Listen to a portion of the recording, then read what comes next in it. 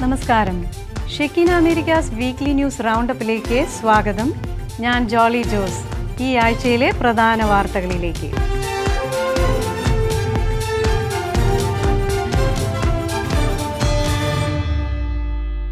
നിയുക്ത president Donald ട്രംപിന്റെയും vice പ്രസിഡന്റായി തെരഞ്ഞെടുക്കപ്പെട്ട JD വാൻസിന്റെയും ജാനുവരി 20 തിങ്കളാഴ്ചത്തെ സ്ഥാനാരോഹണ ചടങ്ങ് തണുത്ത കാലാവസ്ഥയെ തുടർന്ന് ക്യാപിറ്റോളിൽ നടക്കുമെന്ന് ട്രംപ് വെള്ളിയാഴ്ച ട്രൂത്ത് സോഷ്യലിൽ അറിയിച്ചു. വിവിധ വിശിഷ്ടാതിഥികളെയും അതിഥികളെയും ക്യാപിറ്റലിലേക്ക് കൊണ്ടുവരും. ഈ ചരിത്ര സംഭവത്തിന്റെ തത്സമയം കാണാനും പ്രസിഡൻഷ്യൽ പരേഡിന് ആതിഥേയത്വം വഹിക്കാനും ഞങ്ങൾ തിങ്കളാഴ്ച ക്യാപിറ്റൽ 1 അരീന തുറക്കും, ട്രംപ് കൂട്ടിച്ചേർത്തു. ജനുവരി 20 തിങ്കളാഴ്ച അമേരിക്കയുടെ 47ാമത് പ്രസിഡന്റായി ഡൊണാൾഡ് ട്രംപ് സ്ഥാനമേൽക്കുകയാണ്. തിരഞ്ഞെടുപ്പ് പ്രചാരണ വേളയിലും ശേഷവും വിശ്വാസത്തെ ഉയർത്തിപ്പിടിച്ചുള്ള ട്രംപിന്റെ നിലപാടുകൾ ശ്രദ്ധ നേടിയിരുന്നു. ട്രംപ് അധികാരത്തിൽ വന്ന മണിക്കൂറുകൾക്ക് ശേഷം അദ്ദേഹത്തിന്റെ ആസ്ഥാനത്ത് ഒരു പ്രാർത്ഥനാ സമ്മേളനം തന്നെ രൂപം കൊണ്ടുവന്ന് CBN ന്യൂസ് റിപ്പോർട്ട് ചെയ്തിരുന്നു. സോഷ്യൽ മീഡിയയിൽ ഇപ്പോൾ പ്രചരിക്കുന്ന വീഡിയോ ദൃശ്യങ്ങൾ ട്രംപിന്റെ ഉടമസ്ഥതയിലുള്ള മാർ ഏലാഗോ എസ്റ്റേറ്റിലെ അതിഥികൾ യേശുവിന്റെ നാമം ഉയർത്തുന്നത് വെളിപ്പെടുത്തുന്നവയാണ്. പ്രാർത്ഥനയാണ് ഉദ്ഘാടനത്തിന്റെ മുഖമുദ്ര. സാധാരണയായി പ്രസിഡന്റ് സ്ഥാനമേൽക്കവെ 2-4 വിശ്വാസ നേതാക്കളെ ക്ഷണിക്കുന്നതാണ് പതിവ്. എന്നാൽ അതിൽ നിന്നും വ്യത്യസ്തമായി അന്നേ ദിവസം പ്രാർത്ഥനയിൽ രാജ്യത്തെ നയിക്കാൻ ട്രംപ് 5 വിശ്വാസ നേതാക്കളെയാണ് തെരഞ്ഞെടുത്തിരിക്കുന്നത്. പ്രശസ്ത സുവിശേഷ പ്രഘോഷകൻ Franklin Graham, New York archbishop കർദിനാൾ തിമോത്തി ഡോളൻ എന്നിവരെയാണ് തിങ്കളാഴ്ചത്തെ ഓപ്പണിംഗ് ആശംസ നൽകാനായി ക്ഷണിച്ചിരിക്കുന്നതെന്ന് ഉദ്ഘാടന കമ്മിറ്റി വക്താവ് അറിയിച്ചു. 2017 ട്രംപിന്റെ ആദ്യ സ്ഥാനാരോഹണ വേളയിലും കർദിനാൾ ഡോളനും ഗ്രഹാവുമായിരുന്നു പ്രാർത്ഥനകൾക്ക് നേതൃത്വം നൽകിയിരുന്നത്. പ്രസിഡന്റ് സ്ഥാനമേൽക്കുന്ന വേളയിൽ പ്രാർത്ഥിക്കാനും രാജാതിരാജാവിന് ഉയർത്താനുമുള്ള ക്ഷണം ലഭിച്ചതിൽ ഫ്രാങ്ക്ലിൻ ഗ്രഹാം എക്സിൽ സന്തോഷം പ്രകടിപ്പിച്ചു. ഇവരെ കൂടാതെ പാസ്റ്റർ ലൊറെൻസോ സെവൽ, ഫാദർ ഫ്രാങ്ക്മാൻ എന്നിവരാണ് ക്ഷണിക്കപ്പെട്ട മറ്റ് നേതാക്കൾ. മാർട്ടിൻ ലൂതർ കിങ് ജൂനിയറിന്റെ ദിനത്തിലാണ് സ്ഥാനാരോഹണ ചടങ്ങ് നടക്കുക. അമേരിക്ക ക്രിസ്തീയ മൂല്യങ്ങളിലേക്ക് മടങ്ങുന്നതിനായുള്ള പ്രാർത്ഥനകളുമായി വിവിധ പരിപാടികളാണ് ക്രമീകരിച്ചിട്ടുള്ളത്. ജനുവരി 19 ഞായറാഴ്ച നടത്തപ്പെടുന്ന വൺ അമേരിക്ക വൺ ലൈറ്റ് എന്ന പ്രാർത്ഥനാ സംഗമത്തിൽ ട്രംപിനൊപ്പം രാജ്യത്തിനു വേണ്ടി പ്രാർത്ഥിക്കാൻ പൗരന്മാർക്ക് അവസരമുള്ളതായാണ് ആക്സിയോസ് റിപ്പോർട്ട് ചെയ്തിരിക്കുന്നത്. അമേരിക്കയിൽ പുതിയ തുടക്കം കുറിക്കുന്ന ദിനത്തിനായി സ്തുതിയാരാധനകൾ കരയേറ്റുവാൻ റിവൈവ് 25 എന്ന പേരിൽ സീൻ ഫ്യൂസ്റ്റിനൊപ്പമുള്ള പ്രാർത്ഥനാ പരിപാടികളും ഒരുക്കിയിട്ടുണ്ട്. സ്ഥാനാരോഹണ ശേഷം നാഷണൽ കത്തീഡ്രൽ രാജ്യത്തിനായി പ്രാർത്ഥനാ ശുശ്രൂഷകളും ക്രമീകരിച്ചിട്ടുണ്ട്. കാലിഫോർണിയയിലെ കാട്ടുതീ ദുരിതബാധിതർക്ക് അടിയന്തര സാമഗ്രികൾ വാങ്ങുന്നതിന് പ്രസിഡന്റ് ജോ ബൈഡൻ $770 ഒറ്റത്തവണ ധനസഹായം പ്രഖ്യാപിച്ചു. ഏകദേശം 6000 ദുരിതബാധിതർ ഇതിനകം പദ്ധതിയിൽ രജിസ്റ്റർ ചെയ്തിട്ടുണ്ടെന്നും $5.1 മില്യൺ നഷ്ടമുണ്ടായതായി വിലയിരുത്തുന്നു. പസഫിക് പാലിസേഡിലെ കാട്ടുതീ 14%, പാസഡേനയിൽ 33%, വെഞ്ചൂറിയിൽ 100% നിയന്ത്രണ വിധേയമാക്കിയിട്ടുണ്ടെന്നും അദ്ദേഹം കൂട്ടിച്ചേർത്തു. കാലിഫോർണിയ ഇതുവരെ കണ്ടിട്ടുള്ളതിൽ ഏറ്റവും വിനാശകരമായ ചുഴലിക്കാറ്റ് വീശിയടിച്ച ദിവസങ്ങളാണ് കഴിഞ്ഞുപോയത്. ലോസ് ആഞ്ചൽസ് പട്ടണത്തിലെ ചില ഭാഗങ്ങൾ തീയെടുത്തു. രൂക്ഷമായ കാട്ടുതീയിൽ ഇതുവരെ കൊല്ലപ്പെട്ടത് 27 പേരാണ്. 12,300 കെട്ടിടങ്ങൾ പൂർണ്ണമായും നശിച്ചു. 2 ലക്ഷം ആളുകളെ മാറ്റിപ്പാർപ്പിച്ചു. കാലിഫോർണിയ ഗവർണർ ഗാവിൻ ന്യൂസോം വീണ്ടെടുക്കൽ ശ്രമത്തെ ഹെർക്കുലിൻ ടാസ്ക് എന്നാണ് വിശേഷിപ്പിച്ചത്. വിഷമാലിന്യ ശുചീകരണം, പുനർനിർമ്മാണ പ്രവർത്തനങ്ങൾ ഏകോപിപ്പിക്കുക, ദുരന്തം ബാധിക്കപ്പെട്ട വീടുകളിൽ നിന്നും അവശിഷ്ടങ്ങൾ നീക്കം ചെയ്യുവാനും ഏകദേശം 6 മുതൽ 9 മാസം വരെ കാലയളവെടുക്കുമെന്നും അദ്ദേഹം വ്യക്തമാക്കുന്നു. അതേസമയം കാലിഫോർണിയ കാട്ടുതീയിലെ ഇരകൾക്ക് ഭക്ഷണം, ഇന്ധനം തുടങ്ങിയ അവശ്യ സാധനങ്ങൾക്കായി അടിയന്തര സഹായവും പ്രഖ്യാപിച്ചു. $770 ഒറ്റത്തവണ അടിയന്തര സഹായമാണ് ഇപ്പോൾ നൽകുക. തീപിടുത്തത്തിന് ഇരയായവർക്ക് ലഭ്യമാകുന്ന ഫെഡറൽ സഹായത്തിൽ വീട് നന്നാക്കാനോ മാറ്റിസ്ഥാപിക്കാനോ ഉള്ള ധനസഹായം, ചികിത്സാ ചെലവ് ഉൾപ്പെടെയുള്ള മറ്റ് സഹായങ്ങളും ഉൾപ്പെടുന്നു. ഫെഡറൽ എമർജൻസി മാനേജ്മെന്റ് ഏജൻസിയുടെ പുതിയ സീരിയസ് നീഡ്സ് അസിസ്റ്റൻസ് പ്രോഗ്രാമിലൂടെ പേയ്മെന്റുകൾ ലഭ്യമാകും. 6000 ദുരന്തബാധിതരാണ് പദ്ധതിയിൽ ഇതിനോടകം രജിസ്റ്റർ ചെയ്തിരിക്കുന്നത്. അതേസമയം ഗവൺമെന്റിന്റെ അടിയന്തര സഹായം കുറഞ്ഞെന്നാരോപിച്ച് എതിർപ്പുമായി നിരവധി പേരാണ് രംഗത്ത് വന്നിരിക്കുന്നത്. ദുരന്തബാധിതർക്ക് ഫെഡറൽ ഗവൺമെന്റ് ഒരു തരത്തിലുള്ള സഹായം മാത്രമേ നൽകുന്നുള്ളൂവെന്ന് രാഷ്ട്രീയ സ്വാധീനമുള്ളവർ അഭിപ്രായപ്പെടുന്നത് ഇത് ആദ്യമല്ല. ഹെലൻ ചുഴലിക്കാറ്റിനെ തുടർന്നുള്ള നാശത്തെ തുടർന്നുള്ള സമയങ്ങളിലും ഇതേ ആരോപണം ഗവൺമെന്റിനെതിരെ ഉയർന്നിരുന്നു. ഗാസ വെടിനിർത്തലും ബന്ദികളെ മോചിപ്പിക്കലും സംബന്ധിച്ച് ഇസ്രായേലും ഹമാസും കരാറിലെത്തി. ഗാസ മുനമ്പിലെ 15 മാസത്തെ പോരാട്ടം അവസാനിപ്പിക്കാൻ ബുധനാഴ്ച വെടിനിർത്തൽ കരാർ ഒപ്പുവെച്ചതായി പ്രസിഡന്റ് ജോ ബൈഡനും ഖത്തർ പ്രധാനമന്ത്രിയും ഹമാസ് ഉദ്യോഗസ്ഥരും അറിയിച്ചു. ഘട്ടം ഘട്ടമായുള്ള കരാർ സൈന്യം ഗാസ അതിർത്തിയിലേക്ക് പിൻവാങ്ങുകയും ഫലസ്തീനികൾക്ക് അവരുടെ വീടുകളിലേക്ക് മടങ്ങാനും ബന്ദികളെയും തടവുകാരെയും കൈമാറാനും അനുവദിക്കും. ഖത്തറിന്റെ മധ്യസ്ഥതയിൽ നടന്ന വെടിനിർത്തൽ ധാരണ ഇസ്രയേലും ഹമാസും അംഗീകരിച്ചു. കരാർ ഞായറാഴ്ച പ്രാബല്യത്തിൽ വരും. ഗാസയിൽ 15 മാസത്തിനു ശേഷം വെടിയൊച്ച നിലയ്ക്കുമെന്ന ശുഭവാർത്തയ്ക്കാണ് ലോകം സാക്ഷ്യം വഹിച്ചിരിക്കുന്നത്. ആദ്യഘട്ടത്തിൽ 33 ബന്ദികളെ ഹമാസ് മോചിപ്പിക്കും. ഇതിനു പകരമായി 100-ലേറെ പലസ്തീൻ തടവുകാരെ ഇസ്രയേലും മോചിപ്പിക്കും. രണ്ടാം ഘട്ടത്തിൽ അവശേഷിക്കുന്ന ബന്ദികളെ ഹമാസ് മോചിപ്പിക്കും. ആദ്യഘട്ടത്തിലെ ധാരണകൾ നടപ്പാക്കി 16 ദിവസത്തിനു ശേഷമായിരിക്കും രണ്ടാം ഘട്ടത്തിലെ ധാരണകൾ തീരുമാനിക്കുക എന്നാണ് റിപ്പോർട്ട്. മൂന്നാം ഘട്ടത്തിൽ ഗാസയുടെ പുനരുദ്ധാരണത്തിന് അന്താരാഷ്ട്ര സമൂഹത്തിന്റെ മേൽനോട്ടത്തിൽ 3 മുതൽ 5 വർഷം വരെയുള്ള പദ്ധതി തയ്യാറാക്കും. കരാർ പ്രകാരം ഗാസയിൽ നിന്ന് ഇസ്രയേലി സേന പൂർണ്ണമായി പിന്മാറും. ബന്ദിമോചനം സംബന്ധിച്ച് ധാരണയിലെത്തിയതായും ഹമാസിന്റെ കൈവശമുള്ള ബന്ദികളെ ഉടൻ മോചിപ്പിക്കുമെന്നും നിയുക്ത US പ്രസിഡന്റ് ഡൊണാൾഡ് ട്രംപ് വ്യക്തമാക്കി. വെടിനിർത്തൽ കരാർ സ്ഥിരീകരിക്കുന്ന ആദ്യ നേതാവാണ് ട്രംപ്. ബന്ദികളുടെ മോചനത്തിനായുള്ള പ്രയത്നങ്ങൾക്ക് നിയുക്ത US പ്രസിഡന്റ് ഡൊണാൾഡ് ട്രംപിന് ഇസ്രായേൽ പ്രധാനമന്ത്രി ബെഞ്ചമിൻ നെതന്യാഹു നന്ദി പറഞ്ഞു. വാഷിംഗ്ടൺ സന്ദർശിക്കാൻ പദ്ധതിയുള്ളതായും പ്രധാനമന്ത്രിയുടെ ഓഫീസ് ബുധനാഴ്ച രാത്രി എക്സിൽ കുറിച്ചു. ഡസൻ കണക്കിന് ബന്ദികളുടെയും അവരുടെ കുടുംബങ്ങളുടെയും ദുരിതങ്ങൾ അവസാനിപ്പിക്കാൻ സഹായിച്ചതിന് ട്രംപിന് നെതന്യാഹു നന്ദി പറഞ്ഞു. കൂടാതെ എല്ലാ ബന്ദികളെയും തിരിച്ചെത്തിക്കാനുള്ള ട്രംപിന്റെ പ്രതിബദ്ധതയ്ക്കും ഗാസ ഒരിക്കലും തീവ്രവാദത്തിന്റെ സങ്കേതമാകില്ല എന്ന് ഉറപ്പാക്കാൻ ട്രൂത്ത് സോഷ്യൽ പ്ലാറ്റ്ഫോമിൽ പങ്കുവച്ച ട്രംപിന്റെ സമീപകാല പ്രസ്താവനയ്ക്കുള്ള പിന്തുണയും പ്രധാനമന്ത്രി പ്രകടിപ്പിച്ചു. ശേഷം ബന്ദികളുടെ മോചന കരാർ മുന്നോട്ട് കൊണ്ടുപോകുന്നതിനുള്ള പ്രവർത്തനത്തിന് നന്ദി പറയാൻ നെതന്യാഹു അമേരിക്കൻ പ്രസിഡന്റ് ജോ ബൈഡനുമായും സംസാരിച്ചു. അതേസമയം ഈ ചരിത്ര വെടിനിർത്തൽ കരാർ നവംബറിലെ തങ്ങളുടെ ചരിത്ര വിജയത്തിന്റെ ഫലമാണെന്ന് ട്രംപ് ബുധനാഴ്ച ട്രൂത്ത് സോഷ്യലിൽ കുറിച്ചു. ജനുവരി 20-ന് ഭരണത്തിലേറും മുൻപ് ബന്ദികളെ വിട്ടയക്കാത്ത പക്ഷം ഹമാസ് വലിയ വില നൽകേണ്ടി വരുമെന്ന് ട്രംപ് പലപ്പോഴായി മുന്നറിയിപ്പ് നൽകിയിരുന്നു. ഈ സാഹചര്യത്തിലാണ് ട്രംപ് അധികാരത്തിലേറാൻ 4 ദിവസങ്ങൾ മാത്രം ശേഷിക്കെ വെടിനിർത്തൽ കരാറിന് ധാരണയായിരിക്കുന്നത്. ഫ്രാൻസിസ് മാർപ്പാപ്പയ്ക്ക് വീണ് വലതു കൈക്ക് പരിക്കേറ്റതായി വത്തിക്കാൻ അറിയിച്ചു. എന്നാൽ കൈക്ക് പൊട്ടലോ മറ്റു പ്രശ്നങ്ങളോ ഒന്നുമില്ലെന്നും പൊതുപരിപാടിയിൽ മാറ്റങ്ങളൊന്നുമില്ലെന്നും വത്തിക്കാൻ അറിയിച്ചു. റോമിൽ ജൂബിലി വർഷത്തിനായുള്ള പരിപാടികളുടെ തീവ്രമായ ഷെഡ്യൂളിന്റെ തുടക്കത്തിലാണ് മാർപ്പാപ്പയുടെ വീഴ്ച. ഫ്രാൻസിസ് പാപ്പ വീണതിന്റെ ഫലമായി വലതു കൈക്ക് പരിക്ക് പറ്റിയതായി വത്തിക്കാൻ. എന്നാൽ കൈക്ക് പൊട്ടലൊന്നും ഇല്ലെന്നും വത്തിക്കാൻ അറിയിച്ചു. ജനുവരി 16-ന് രാവിലെ പാപ്പയുടെ വസതിയായ സാന്താ മാർത്തയിലായിരുന്നു സംഭവം. ഒരു മുൻകരുതൽ എന്ന രീതിയിൽ കൈക്ക് വിശ്രമം നൽകുകയാണ് ഇപ്പോൾ ചെയ്യുന്നതെന്നും കൈയിൽ സ്ലിംഗ് ഇട്ടാണ് പൊതുവേദിയിൽ പാപ്പ പ്രത്യക്ഷപ്പെട്ടതെന്നും വത്തിക്കാൻ അറിയിച്ചു. ഡിസംബറിൽ 88 വയസ്സ് പൂർത്തിയായ ഫ്രാൻസിസ് പാപ്പ ഈ അടുത്തായി ഇത് 2ാം പ്രാവശ്യമാണ് വീണ് പരിക്കേൽക്കുന്നത്. കഴിഞ്ഞ മാസമുണ്ടായ വീഴ്ചയിൽ ഫ്രാൻസിസ് പാപ്പയുടെ താടിക്ക് പരിക്ക് പറ്റിയിരുന്നു. അദാനിയുടെ സാമ്രാജ്യത്തെ കുലുക്കിയ ഹിൻഡൻബർഗ് റിസർച്ച് അടച്ചുപൂട്ടുന്നു.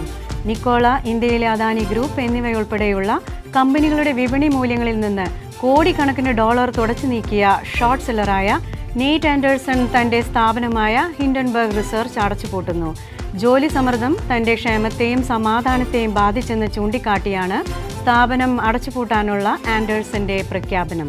വളരെ അപ്രതീക്ഷിതമായ തീരുമാനമാണ് സ്ഥാപകൻ നെയ്റ്റ് ആൻഡേഴ്സൺ പുറത്തുവിട്ടത്. 2017-ലാണ് ഹിൻഡൻബർഗ് പ്രവർത്തനം ആരംഭിച്ചത്. വിവിധ കമ്പനികളുടെ സാമ്പത്തിക കാര്യങ്ങളെക്കുറിച്ച് വളരെ ശ്രദ്ധമായ റിപ്പോർട്ട് പ്രസിദ്ധീകരിച്ച സ്ഥാപനമാണ് ഹിൻഡൻബർഗ്. 2020-ൽ നിക്കോള എന്ന വാഹന കമ്പനിയുടെ പ്രവർത്തനങ്ങളെക്കുറിച്ചുള്ള സ്ഫോടനാത്മകമായ റിപ്പോർട്ടാണ് ഹിൻഡൻബർഗിന് ശ്രദ്ധ നൽകിയത്. കമ്പനിയുടെ ട്രക്കിന്റെ പ്രവർത്തനശേഷി വ്യാജമാണെന്നായിരുന്നു കണ്ടെത്തൽ. അദാനി എന്റർപ്രൈസസിന്റെ സാമ്പത്തിക ക്രമക്കേടുകളെ കുറിച്ചുള്ള ആരോപണങ്ങളാണ് ഹിൻഡൻബർഗിന് അമേരിക്കയ്ക്ക് പുറത്ത് വലിയ ശ്രദ്ധ നേടിക്കൊടുത്തത്. അദാനിയും ഹിൻഡൻബർഗും തമ്മിലുള്ള പോര് ഓഹരി വിപണിയിലടക്കം പ്രതിഫലിച്ചിരുന്നു. എന്നാൽ ഇത്തരത്തിലുള്ള പ്രധാനപ്പെട്ട റിപ്പോർട്ടുകൾ പുറത്തുവിട്ട ഹിൻഡൻബർഗ് പ്രവർത്തനം അവസാനിപ്പിക്കുകയാണെന്ന് അറിയിച്ചത് വലിയ ഞെട്ടലോടെയാണ് ലോകം കേട്ടത്. ഇതുമായി ബന്ധപ്പെട്ട് ദീർഘമായ ഒരു കത്തും നെയ്റ്റ് ആൻഡേഴ്സൺ പ്രസിദ്ധീകരിച്ചിട്ടുണ്ട്. എന്നാൽ എന്നാണ് അടച്ചുപൂട്ടുന്നതെന്ന തീയതി വ്യക്തമാക്കിയിട്ടില്ല. കഴിഞ്ഞ ദിവസം കാർവാന എന്ന അമേരിക്കൻ കമ്പനിയെക്കുറിച്ച് ഹിൻഡൻബർഗ് വെളിപ്പെടുത്തലുകൾ നടത്തിയിരുന്നു. അതിനിടെ ആരും പ്രതീക്ഷിക്കാത്ത തീരുമാനമാണ് സ്ഥാപകന്റെ ഭാഗത്തു നിന്നും ഉണ്ടായത്.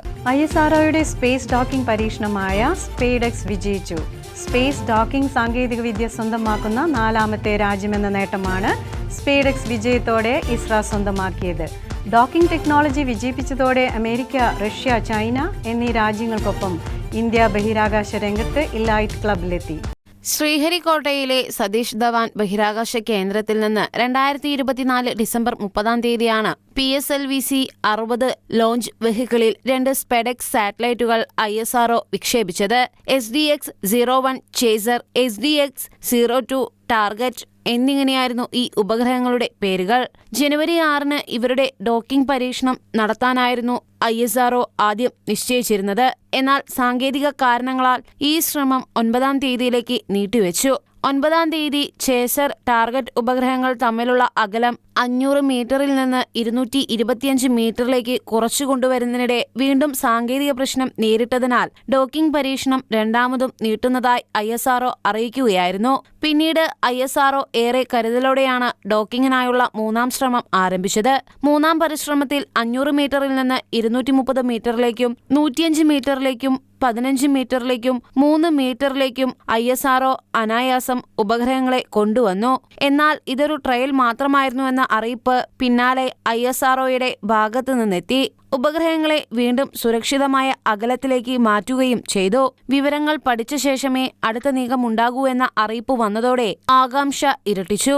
ഇതിനുശേഷം കരുതലോടെയുള്ള 4ാം പരിശ്രമത്തിലാണ് ഉപഗ്രഹങ്ങളെ വിജയകരമായി ISRO ഡോക്ക് ചെയ്തത്. ലോസ് ഏഞ്ചലസിലുണ്ടായ കാട്ടുതീയിൽ കത്തിനശിച്ച കോർപ്പസ് ക്രിസ്റ്റി ദേവാലയത്തിലെ സക്രാരി കണ്ടെടുത്തു. 6 അടിയോളം വരുന്ന ദേവാലയ അവശിഷ്ടങ്ങൾക്കടിയിൽ നിന്നാണ് സക്രാരി കണ്ടെത്തിയത്. ലോസ് ഏഞ്ചലസിലെ അഗ്നിശമന സേന വിഭാഗം മേധാവി ക്യാപ്റ്റൻ ബ്രയാൻ നസൂറിന്റെ നേതൃത്വത്തിലുള്ള സംഘം നടത്തിയ തിരച്ചിലിലാണ് വിശുദ്ധ വസ്തുക്കൾ കണ്ടെടുത്തത്.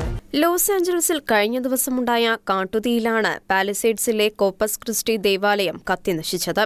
സ്ഥലത്തെ വിശ്വാസികളുടെ വികാരമായിരുന്ന പ്രസ്തുത ദേവാലയം പൂർണ്ണമായും കത്തിനശിച്ചതിൽ ദുഃഖിതരായി കഴിയുന്ന ദൈവജനത്തിന് ആശ്വാസകരമായ ഒരു വാർത്തയാണ് ലഭിച്ചത്. 6 അടിയോളം വരുന്ന ദൈവാലയ അവശിഷ്ടങ്ങൾക്ക് അടിയിൽ നിന്ന് ദൈവാലയത്തിലെ സക്രാരി കണ്ടെത്തിയിരിക്കുകയാണ് ലോസ് ആഞ്ചലസിലെ അഗ്നിശമന സേനാ വിഭാഗം മേധാവി ക്യാപ്റ്റൻ ബ്രയാൻ നസൂർ. കാട്ടുതീയിൽ ഒരു പ്രദേശം മുഴുവൻ കത്തി ചാമ്പലാവുകയായിരുന്നു.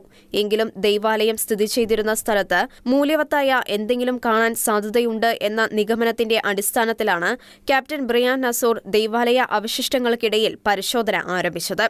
സാധാരണ ദൈവാലയങ്ങൾക്ക് അഗ്നിബാധ സംഭവിക്കുമ്പോൾ മിക്ക കേസുകളിലും കുരിശ്, സക്രാരി തുടങ്ങി അതിവിശുദ്ധമായവ തീപിടുത്തത്തെ അതിജീവിക്കുന്നതായി തനിക്ക് അനുഭവമുണ്ടെന്ന് ക്യാപ്റ്റൻ ബ്രയാൻ നസൂർ പറയുന്നു. 6 അടിയോളം വരുന്ന ദൈവാലയ അവശിഷ്ടങ്ങൾക്കടിയിൽ നിന്നുമാണ് കേടുപാടുകൾ ഒന്നും കൂടാതെ സക്രാരി ലഭിച്ചത്. തിരുവോസ്തി അതിൽ കേടുകൂടാതെ ഭദ്രമായിരുന്നു. കൂടാതെ തുടർന്നുള്ള തിരച്ചിലിൽ വിശുദ്ധ തൈലം സൂക്ഷിച്ചിരുന്ന 3 കണ്ടെയ്നറുകളും അഗ്നിശമന സേനയ്ക്ക് ലഭിച്ചു. തിരുവസ്തുക്കൾ എല്ലാം ദൈവാലയ അധികൃതരെ ഏൽപ്പിച്ചു. മൺസിഞ്ഞോർ ലിയാം കിഡ്നി ക്യാപ്റ്റൻ ബ്രിയാൻ നസൂറിനും അദ്ദേഹത്തിന്റെ പ്രവർത്തനങ്ങൾക്കും നന്ദി അർപ്പിച്ച് സംസാരിച്ചു. പ്രസ്തുത കണ്ടെത്തൽ ഒരു ശുഭപ്രതീക്ഷയാണ് കോർപ്പസ് ക്രിസ്റ്റി ഇടവക ജനത്തിന് നൽകുന്നത് എന്നും അദ്ദേഹം കൂട്ടിച്ചേർത്തു. I got a phone call, and the phone call came from a Captain Brian Nasur in the LA City Fire Department. And he called me up and he said, Father Kidney, I'm here in your church at Corpus Christi, and I have found this big gold box. And what would you like me to do with it? And Captain Brian had found the tabernacle. Captain Brian is Catholic. So he made sure that we got the tabernacle. And here it is today. Our Jesus is amongst us. Our Jesus is amongst us in each other. And our Jesus is amongst us in his presence in the Eucharist. And the fact that he travels with us from Corpus Christi to St. Monica's, we are blessed. രാജിവെച്ച Canada പ്രധാനമന്ത്രി Justin ട്രൂഡോയുടെ പകരക്കാരനെ കണ്ടുപിടിക്കാനുള്ള liberal പാർട്ടിയുടെ നേതൃത്വ മത്സര പ്രചാരണത്തിന് തുടക്കം കുറിച്ച് bank of Canada മുൻ ഗവർണർ മാർക്ക് കാർണി സ്ഥാനാർത്ഥിത്വം പ്രഖ്യാപിച്ചു. ഉയർന്ന അന്താരാഷ്ട്ര പ്രശസ്തി ഉണ്ടെങ്കിലും കാർണിക് നേതൃത്വ മത്സരത്തിലെ എതിരാളികളെപ്പോലെ കാനഡയ്ക്കുള്ളിൽ വേണ്ടത്ര പ്രശസ്തിയോ അംഗീകാരമോ ഇല്ല എന്നത് ഒരു കുറവാണ്. സൺഡേ എന്ന ഒരൊറ്റ സിനിമയിലൂടെ മാഡ്രിഡിലെ യുവതലമുറയെ ഹരം കൊള്ളിച്ച യുവനടി ക്ലെയർ ക്രോക്കറ്റ് വാഴ്ത്തപ്പെട്ടവരുടെ ഗണത്തിലേക്ക്. നായിക എന്ന മേൽവിലാസത്തിൽ നിന്നും സമർപ്പിത എന്ന മേൽവിലാസത്തിലേക്ക് പ്രവേശിച്ച സിസ്റ്റർ ക്ലെയർ ക്രോക്കറ്റിന്റെ നാമകരണ നടപടികൾക്ക് തുടക്കം കുറിച്ച് മാഡ്രിഡ് രൂപത. 1982 നവംബർ 14 വടക്കൻ അയർലൻഡിലെ ഡെറിയിൽ ജനിച്ച ക്ലെയർ ക്രോക്കറ്റ് നന്നേ ചെറുപ്പത്തിലെ ഒരു അഭിനേത്രിയാകണമെന്ന് ആഗ്രഹിച്ചിരുന്നു. സെക്കൻഡറി സ്കൂളിൽ പഠിച്ചിരുന്ന കാലത്ത് അവൾ സാഹിത്യത്തിലും നാടകത്തിലും കൂടുതൽ താല്പര്യം പ്രകടിപ്പിച്ചിരുന്നു. 15-ാം വയസ്സിൽ ചാനൽ 4-ന്റെ TV അവതാരികയായും നടിയായും എഴുത്തുകാരിയായും സംവിധായികയുമായി അവൾ ജോലി ചെയ്തു. 2000-ൽ ഇറങ്ങിയ സൺഡേ എന്ന സിനിമയിലൂടെയാണ് അഭിനേത്രി എന്ന നിലയിലേക്ക് അവൾ പ്രശസ്തി നേടിയത്. 2000-ലെ വിശുദ്ധ വാരത്തിലാണ് സിസ്റ്റർ ക്ലെയർ ക്രോക്കറ്റിന്റെ ജീവിതത്തെ മാറ്റിമറിച്ച സംഭവം നടക്കുന്നത്. Servant sisters of the home of the mother സന്യാസ സമൂഹം സ്പെയിനിലേക്ക് സംഘടിപ്പിച്ച ഒരു സൗജന്യ യാത്രയിൽ പങ്കെടുത്തതാണ് അവളുടെ ജീവിതത്തെ മാറ്റിമറിക്കാൻ വഴിത്തിരിവായത്. 10 ദിവസത്തെ ധ്യാനത്തിൽ പങ്കെടുത്ത ക്ലെയറിന് ധ്യാനത്തിനിടെയുള്ള ദുഃഖവെള്ളിയാഴ്ച വിശ്വാസികൾ കുരിശിൽ യേശുവിന്റെ പാദങ്ങൾ ചുംബിക്കുന്നത് കണ്ടത് പുതിയ ഒരു കാഴ്ചയും അനുഭവവുമായിരുന്നു. ക്രൂശിതനായ ഈശോയുടെ പാദങ്ങൾ ചുംബിക്കാൻ അവൾക്കും അവസരം ലഭിച്ചപ്പോൾ അവൾ പോലും അറിഞ്ഞു കാണില്ല ഈശോ അവളെ സ്വന്തമാക്കി എന്ന സത്യം. ഏതാനും സെക്കൻഡുകൾ മാത്രമുള്ള ആ ചുംബനമാണ് അവളുടെ ജീവിതത്തെ മാറ്റിയതെന്നും ആ സമയത്ത് എനിക്കു വേണ്ടി കർത്താവ് കുരിശിലാണെന്ന് ഉറപ്പുണ്ടായിരുന്നുവെന്ന് മനസ്സിൽ അനുഭവപ്പെട്ടിരുന്നു എന്നും ക്ലെയർ പിന്നീട് വെളിപ്പെടുത്തുകയുണ്ടായി. താൻ അനുഭവിച്ചറിഞ്ഞ ഈശോയെ ജീവിതത്തിന്റെ കേന്ദ്രബിന്ദുവാക്കുവാൻ ആഗ്രഹിച്ച് 2001-ൽ തന്റെ 18-ാമത്തെ വയസ്സിൽ പേരും പ്രശസ്തിയും എല്ലാം ഉപേക്ഷിച്ച് servant sisters of the home of the mother സന്യാസ സമൂഹത്തിൽ പ്രവേശിച്ച് 2006-ൽ പ്രഥമവ്രത വാഗ്ദാനവും 2010-ൽ നിത്യവ്രത വാഗ്ദാനവും ചെയ്ത് സ്വജീവിതം ഈശോയ്ക്കു വേണ്ടി സമർപ്പിച്ചു.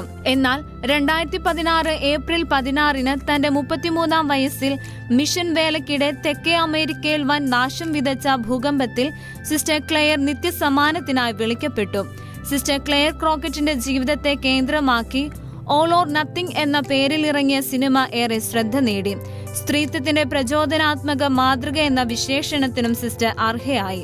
തന്റെ സാക്ഷ്യ ജീവിതത്തിലൂടെ അനേകർക്ക് പ്രചോദനമായി മാറിയ സിസ്റ്ററിനെ വിശുദ്ധ പദവിയിലേക്ക് ഉയർത്തുന്നതിന്റെ ആദ്യപടിയായ വാഴ്ത്തപ്പെട്ടവരുടെ ഗണത്തിലേക്ക് ഉയർത്തുന്നതിനുള്ള രൂപതാതല നടപടികൾക്ക് ഞായറാഴ്ച മാഡ്രിഡിലെ അൽക്കാല ഡി ഹെനാറസ് കത്തീഡ്രൽ തുടക്കം കുറിച്ചിരിക്കുകയാണ്. Shekinah America weekly news round up ഇവിടെ പൂർണ്ണമാകുന്നു. കൂടുതൽ വാർത്തകളുമായി അടുത്ത ആഴ്ച വീണ്ടും കാണാം.